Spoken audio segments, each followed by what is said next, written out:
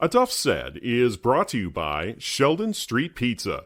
Visit them online at sheldonstreetpizza.com or stop by Sheldon's during your next trip to Lake Orion. Sheldon Street Pizza, the official pizza of Enough Said. And by Fourth Coast Cider Works. Quality craftsmanship, quality hard cider. You can check them out online at fourthcoastciderworks.com or come get a can or a howler at their Canterbury Village location. Not available for anyone under the age of 21. Please drink responsibly. You're listening to the best local sports podcast in Michigan, and that's Enough Said. Thank you, Sam Ali. Now, if you don't know Sam Ali, he is the hardest working man covering sports in Mid-Michigan.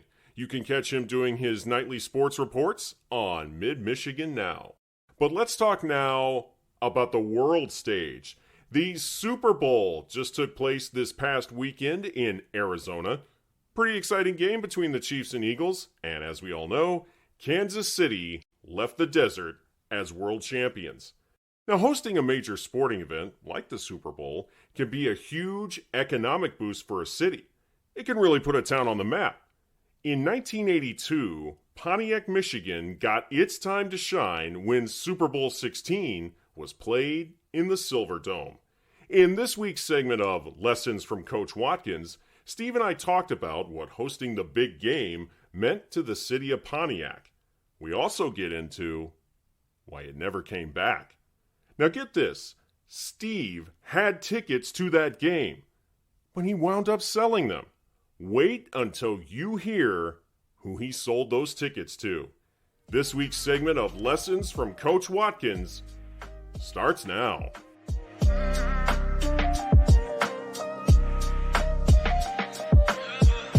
Steve, the year was 1982, and the Super Bowl was coming to your hometown. The Super Bowl wasn't played in Detroit that year. It was played in Pontiac. How did you react to the news that your hometown was getting the Super Bowl? It was, as I recall, Duff, a very exciting time for the city of Pontiac just as well, because as you just said, it was not, Pontiac is not viewed as a major capital city, And at the time, I remember the excitement around, the buzz around it. Of course, the hometown team wasn't doing very well. And it gave the rest of the nation a chance to come and see what Pontiac was all about. The pomp, the circumstance, the parades, the parties, all that goes into that week. It was an exciting time. What was it like for you to see the eyes of the world on Pontiac? Well, as I said, it was just an exciting time to give them a view of what the inner city was all about. Our stadium at that time was state-of-the-art. So, it gave a chance for that to shine. It gave a chance for the city to put its best foot forward. Black, white, Hispanic, the whole town, And I think that at that time, everybody just kind of came together and they made it work, What were you most looking forward to? Just the excitement and the pomp and circumstances of the week, because you got a lot of celebrities coming town, and I said again, it's a time for your city or your state to shine, and Pontiac never being put on that stage, grand stage, it was a chance for us to just put our best foot forward. And I remember as a young man growing up, just the pomp and circumstances of going around it. Now, what they did is the season ticket holders at this time of the Detroit Lions. There is a lottery that goes on in every stadium that fans get an opportunity to get tickets and go to the actual game, the Super Bowl. And what the Lions did was they had a lottery for season ticket holders. And I just happened to be one of the winners. So you had tickets to the game, and we'll get to that in a second. But in terms of Pontiac itself, what grade would you give Pontiac as a host city for the Super Bowl that year? Well, that year, as I said, I gave them 100% because, what they did downtown in the city of Pontiac was they turned it in what they call Bourbon Street North. And what they did was, it was parties every day, all day long, all into the evening. Bars, several pop-up bars and different things, entertainment, jazz bands, rock bands, R&B bands. I mean, and it was a culmination of watching cultures come together. And I mean, and not to mention, the thing that sticks out most in my mind was the weather. Duff, I think it was the coldest I've ever seen in this city since I've lived here. Temperatures that week hovered around below zero every single day, but it was elbow to elbow downtown. It didn't stop anybody from coming out. There was a lot of excitement, and it must have been something really awesome to see all of that happening in Pontiac, a city that nowadays doesn't get anywhere near that kind of turnout for really anything anymore, and that's really unfortunate. It certainly is. As I said, it was a time when we thought the city was on the uprise, on the upswing. My dad served as a city commissioner at that time, which also the plans and the dreams that they had for the city of Pontiac, that was going to be the springboard. I think that was one of the things that helped them bring the Super Bowl actually to Pontiac, because they were going to use that as to put the world, basically eye on Pontiac, and see what we could do going forward. So what happened? Well, I think, again, right after that, I think businesses collapsed. The city kind of went in a downturn direction. I remember even the Silverdome. A lot of the improvements that were supposed to be made, there was a big argument between the Lions organization, the city of Pontiac, General Motors, and certain things that they were big players at that time, and who were going to be responsible kind of for the growth of the city. Let's talk a little bit now about the matchup that took place for that Super Bowl.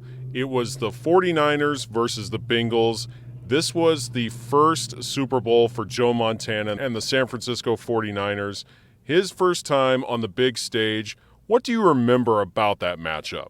Well, one of the funniest things I do remember about that is one of the games leading up to Joe Montana's first Super Bowl was a victory that they basically beat the Detroit Lions.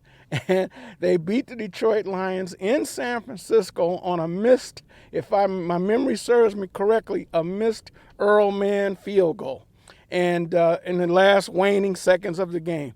Had the Lions won that game, who knows where Joe Montana's history would have been, you know. Well, of course, you also had the catch, too, that happened to get them in there. Mm-hmm. Yes, that was the week following.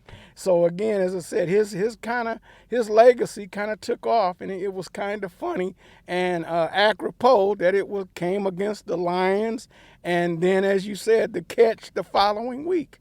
Joe Montana's lived in infamy ever since. He was basically bigger than I could ever imagine. What do you remember about the Bengals coming into that matchup? Because I don't remember a single player other than Kenny Anderson that played for that team. Oh, yeah, Chris Collinsworth, who's spot Ickey Woods, he was a big running back at that time. He had the Ickey Shuffle, and I mean, who was the center? I can't remember his name, but he went on to be a sportscaster as well. You're talking about Anthony Munoz. Munoz, yes. They had a heck of an organization, a heck of a lineup, you know. And, boy, again, you go back to that time, the coldest game in history was their playoff victory that sent them to the Super Bowl at home in Cincinnati. I forget who it was against, but it was like 40 below zero at game time. And as you said, I remember those temperatures very well because it seemed like they brought that temperature to Pontiac because it was 20 below zero every day that week leading up to the Super Bowl.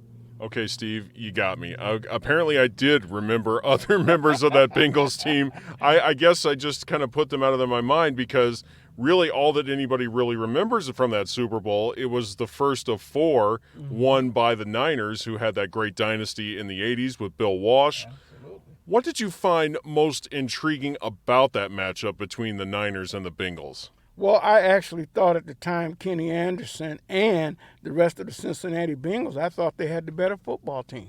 And as it went going into that game, I remember it very well. The 49ers, I thought, were in awe of being at the Super Bowl. The Cincinnati Bengals, I think, felt like they were much better prepared. Their well-known coach at that time, I thought he did an awesome job in coaching them. And Bill Walsh at that time was really an anonymity at the time. He was not well known. And a lot of the players, I mean, if you go on and speak about their dynasty, oh my gosh, I think that San Francisco 49ers team, probably 90% of that team is either in the Hall of Fame or on their way to the Hall of Fame. So, that's the way history, it bounces. One game could turn a guy's career on its heels, It turned out to be a great game, that Super Bowl. It certainly did. And Steve, you had tickets to that game. You practically won the lottery with the Lions to get tickets to that game, but you sold those tickets. You decided to pass them on to somebody else, but not just anybody. Who did you end up selling those tickets to? Well, I'll tell you a short story leading up to that. I was so elated about getting those tickets to the Super Bowl. I was talking to a aunt of mine who happened to serve also on the school board for the city of Pontiac. And a good friend of hers, a fellow by the name of Alex Shorter, a former Cleveland Brown himself, played professional football. And he contacted me and he said, hey, would you be interested in selling your tickets? And I never thought about it at the time. And my dad at the time had passed away. And had he been living, I probably would have went to the Super Bowl. I decided to sell the tickets, and because the temperatures were so cold, I decided I'll stay home and watch the game. Even in a dome? Even in the dome. I decided to stay home and watch beyond the 50-yard line. But as it turns out, Alex Shorter gets in contact with me and ask me would I like to sell my tickets. Duff, I think the tickets at that time, we had to buy them, of course, when you won the lottery. I think I paid like $75 a ticket for each ticket. And he said, I got a fella that I think would be interested in buying those tickets from you for about $400. And I thought, $400 for these? Why not? $400? Sure. As it turns out, he said, okay, I'll call you back, give you the information, where you're going to meet, so forth and so on. He calls me back later that night and says, I want you to go to the Hilton Hotel, and basically you go up to room, I think it was 313, and basically gentleman is there, he's going to have your money ready for you. You exchange the tickets. I had no idea who the buyer was. To my chagrin, I get up, I go to the hotel, walk right in, go upstairs. I mean, it was a plethora of people, and there was parties going on everywhere in the hotel. I go upstairs, I knock on the door, gentleman comes to the door, opens the door, and my mouth dropped open. My childhood hero, Jim Brown, former running back, Hall of Famer of the Cleveland Browns, is the guy that I was selling my tickets to. I mean, he was talking to me, and I was literally speechless. I stood there maybe 5 or 10 minutes before I responded to what he was saying to me. I was that blown away. How many people not only get to meet their hero, but exchange tickets with their hero? I mean, you can imagine, as I said, I'm 20-something years old, and I'm selling my tickets to my childhood hero. I probably would have gave him the tickets, But it was such a nice meeting. He asked me in. We talked for several minutes. I ended up getting his autograph. He basically said he's on some committee or something in his hometown of Cleveland at that time, the team that he played for, I should say. And he said, anytime you're in the area, he said, gave me his number. He said, give me a call and I'll get you tickets to the games. Any game you want to go to. I was blown away by that. Did you take him up on that? I certainly did. I took a friend of mine, a couple of mine, my younger brothers. We went to several Cleveland Brown football games on Jim Brown. Did that mean more to you than actually going to the game itself? Well, you know what? It honestly did. As I said, you said it best yourself. You ever get a chance to meet somebody in terms of a real life hero, it's life-changing. I mean, to me, it was just, at that time, heroes were somebody you looked up to. So to get a chance to actually meet one, speak with one, talk with one, basically visit with one, and then take him up on his offers. Duff, I can tell you that was mind-blowing to me. I've always heard it told just the opposite. You don't want to meet your heroes because you're in for a big disappointment when you find out what they're really like. But for you, that was a good experience. You got a chance to meet your childhood idol, and you got to experience several more games with that. So, I mean, you more or less got way more than just the price of one ticket that day. Exactly. I mean, I couldn't say it better. You know, again, 2 tickets, I gave them away. Basically, he bought them, he took them, and as I said, my childhood hero turned out to be a lifelong friend after that, you know. And all it took was the Super Bowl coming to the Silverdome to make that happen. But that was the one and only time that the Silverdome hosted the Super Bowl. And I know that we've kind of touched on why it never came back, and we touched on some of the aspects of that. Do you feel that maybe there were certain aspects that kind of turned the NFL off to coming back? I certainly do. And one of them, I think, again, was the size, the size of the venue. The city of Pontiac is a blue-collar town.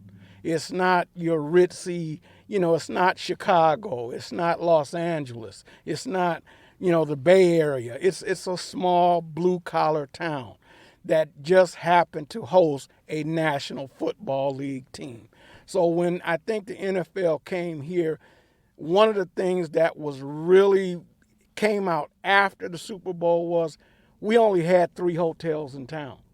That was it. Not like, say, the city of Detroit where you got maybe 20, where you could actually take in the crowds. What was found out, they did a study afterwards. And what was found out is that a lot of the dollars that normally accompany a venue that size were going to outside communities. Troy, Bloomfield, Detroit, Southfield. It was found we didn't have the entertainment, we didn't have the business that would attract crowds of that magnitude to our city. The Super Bowl has come back to Detroit, Metro Detroit that is. It actually was in downtown in 2006 at Ford Field. And as it turns out, Steve, I know you appreciate this because you're a Lions fan. Yeah. That is the only NFL playoff game that Ford Field has ever hosted. And we all know the Lions were not in that game. It was Pittsburgh and Seattle. How did having that game in downtown Detroit at Ford Field compare to having it in Pontiac about a little more than 20 years later? Well, I tell you, there were certain things that we benefited from by them actually coming to Detroit. Once again, I think the city of Detroit, they were much better prepared when the Super Bowl came here. Once again, the city of Detroit was on the uptick at that time. Hotels were booming, businesses were booming, and I mean to events that are going on even to this day down at Campus Marshes and so forth and so on.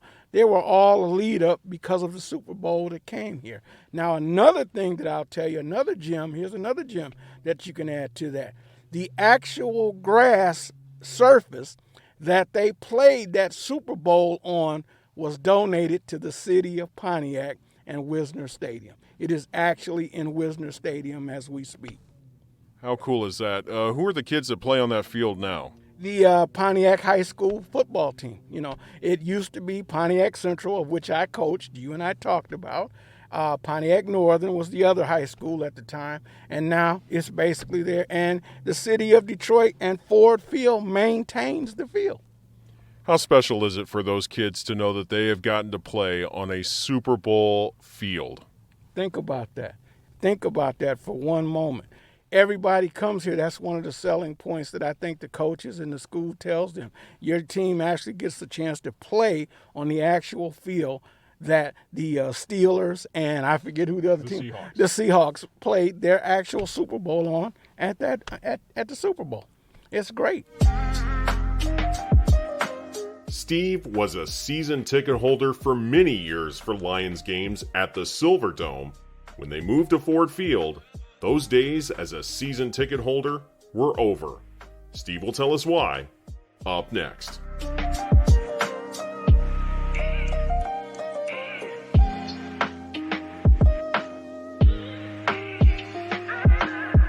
If it's pizza night, Sheldon Street Pizza has got you covered. Sheldon's pizzas are always made fresh when you order them, and the readers of the Lake Orion Review have voted Sheldon's breadsticks as the best in Lake Orion. Stop by Sheldon Street Pizza at 3767 South Baldwin Road in Orion Township, or you can order online by visiting sheldonstreetpizza.com. Don't forget to try one of Sheldon's salads with his special blend of homemade salad dressings. He's also got some pretty tasty desserts as well. Sheldon Street Pizza. More than just pizza. It's the official pizza of a Duff Set. Okay, I want to take a second now to talk to the parents and adults listening to this podcast. If you are looking for a fun night out during the weekend here in Lake Orion, then stop by Fourth Coast Cider Works. Fourth Coast Cider Works is the place to be for hard cider in Oakland County. Located in the main entrance to Canterbury Village, Fourth Coast is quality craftsmanship, quality hard cider. Stop by Fourth Coast and try some of their many flavors on tap. You can also take some home in a can or a howler. Fourth Coast is open Thursday through Sunday. For a complete list of ciders and hours, go to fourthcoastciderworks.com. Fourth Coast Cider Works. The best hard cider is on the Fourth Coast. Not available for anyone under the age of 21. Please drink responsibly.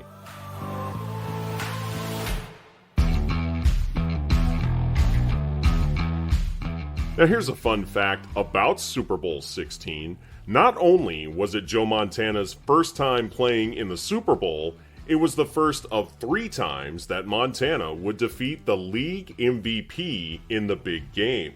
Now you heard Steve and I talk about the Bengals' Kenny Anderson.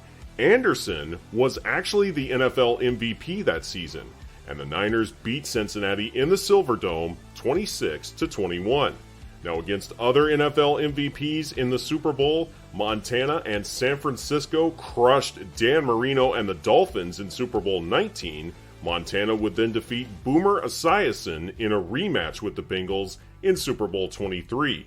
In Montana's 4 Super Bowl appearances, the only time he didn't oppose the league MVP was when he won it himself in 1989. The Niners won Super Bowl 24 by destroying Denver 55-10. Montana won the Super Bowl MVP award 3 times in his 4 appearances in the big game. So you could say he pretty much knows his way around Disneyland. You're listening to the best local sports podcast in Michigan, and that's a Duff Set. Now, as for you yourself, you were a season ticket holder when the Lions played at the Silverdome. When they moved to Ford Field, you decided not to get season tickets out there. Was it just a matter of the distance, or was it the atmosphere? What led you to decide not to continue to be a season ticket holder once the Lions moved out of Pontiac? Well, I'm a diehard Lions fan, and at the time when they moved to the city of Detroit, I was probably distraught, just like a lot of other fans. I enjoyed going to the Silverdome. I can tell you personally, I've traveled with the Lions in other venues all over this country.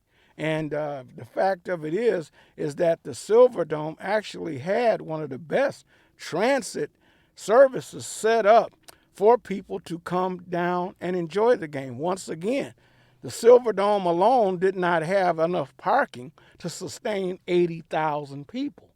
So they had to set up a service where they had buses that would actually pick you up at parking lots all over the city, free of charge, take you to the Silverdome, drop you off right at the door, and pick you up on your way out.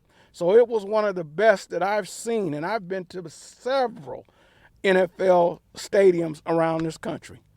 Steve, the last Lions game I attended was back in September of this past season.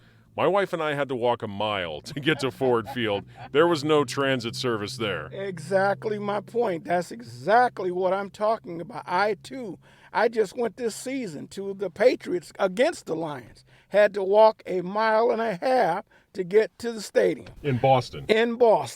So again, I tell you, it stood out. I mean, you could walk out the door of the Silverdome from here to that PNC sign. You were inside the Silverdome.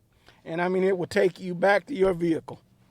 free of charge. You have a lot of memories built up throughout the years at the Silverdome. What are some of your fondest memories from that stadium? Oh, gosh, I remember before the great Jimmy Johnson teams and the Troy Aikman teams of the era, the Detroit Lions hosted a 1991 playoff game, which I was there, and they trounced Jimmy Johnson and the Troy Aikman-led Dallas Cowboys. It was, I think, one of the last trips, as you said, one of the last playoff games that they hosted. Yep, it's the last playoff game they've won. Exactly, and they won. And you're exactly right. But, I mean, come on, Barry Sanders. I mean, just to name a few. Herman Moore, Lomas Brown. I can remember a lot of those. Billy Sims, for that matter. Again, these guys were it made it fun. And you get to the point where I was a season ticket holder there. They moved to Pontiac in 1975. So I was a season ticket holder from 1975 until the day they left. And so I seen a lot of games played. Monday night was a big thing at the Silverdome. That was, again, got a chance to put Pontiac on the world stage. And, the city always did shine. So, they hosted and did well. It was unfortunate that the Ford family and the fathers of the city of Pontiac at that time could not get together on things. I think one of the things was concessions. And I think it was just a big blow up, and end up the Ford family did what they did best. They had the money, they had the power. They decided to take their show down to the city of Detroit, and they still hold, I think, most of the concessions for the down there. So again, it was a big thing. It was a money-making venture for them. So that's what it came down to. The day of that playoff game at the Silverdome, the last Lions playoff win back in 91, you had Barry Sanders and Emmitt Smith on the field that day. Exactly. Now, you went from cheering for Jim Brown as your childhood hero to obviously becoming a huge fan of Barry Sanders when he played for the Lions. But it was Emmitt Smith who ended up breaking the record held by Jim Brown as the NFL's all-time leading rusher. How did that make you feel to see Emmitt and not Barry break that record? Well, as a diehard Lions fan, which I still am to this day, it was kind of disheartening because I think had Barry decided to play longer, there would be no one close to him. He would have broke the record himself.